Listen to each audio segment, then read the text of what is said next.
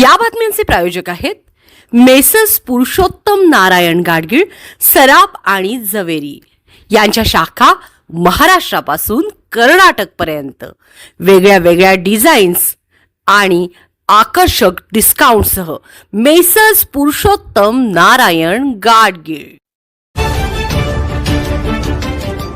ताज्या बातम्यांसाठी पाहत रहा तिचा सागर न्यूज। भोंदू कराचे महिलांसोबतचे तब्बल 3,500 अश्लील व्हिडिओ लिंक्स व्हायरल तुमच्या मोबाईलमध्ये असेल तर भोंदू बाबा अशोक खरात लैंगिक शोषण प्रकरणात पीडित महिलांचे अश्लील व्हिडिओ सोशल मीडियावर व्हायरल करण्याच्या घटनेने राज्यभर खळबळ उडवली आहे। या प्रकरणात पोलिसांनी कडक पावले उचलत राज्यभरात 100 पेक्षा जास्त गुन्हे दाखल केले आहेत। विशेष तपास पथकाने या व्हिडिओशी संबंधित तब्बल 3,500 लिंक्स समाज माध्यमांवरून हटवले आहेत। नाशिक येथील भोंदूबाबा अशोक खरात यांच्यावर लैंगिक शोषण, फसवणूक आणि जादूटोणा प्रकरणी अनेक गुन्हे दाखल केले आहेत।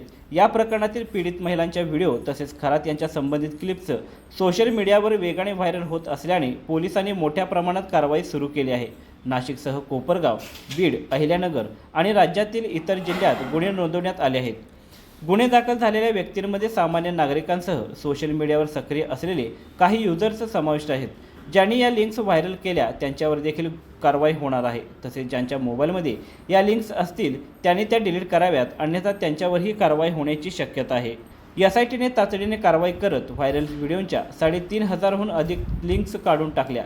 यासोबतच अशा प्रकारचे व्हिडिओ शेअर करणाऱ्यांवर भारतीय न्यायसंहिता कलम 294(2)(3)(5) तसेच माहिती तंत्रज्ञान कायद्याअंतर्गत कारवाई करण्याचा इशारा पोलिसांनी दिला आहे। सोशल मीडियावर अश्लील किंवा गोपनीय व्हिडिओ शेअर करणे गुन्हा आहे। यामुळे पीडित महिलांना मानसिक त्रास होत आहे असे पोलीस अधिकाऱ्यांनी सांगितले। या प्रकरणात SIT सध्या वेगाने तपास करत आहे। पीडित महिलांसाठी हेल्पलाईन सुरू करण्यात आली असून अधिक तक्रारी येत आहेत। सोशल मीडियावर व्हायरल होणाऱ्या व्हिडिओमुळे प्रकरणाची गंभीरता वाढली असल्याचे दिसते। पोलिसांनी नागरिकांना असे व्हिडिओ शेअर न करण्याचे आवाहन केले आहे।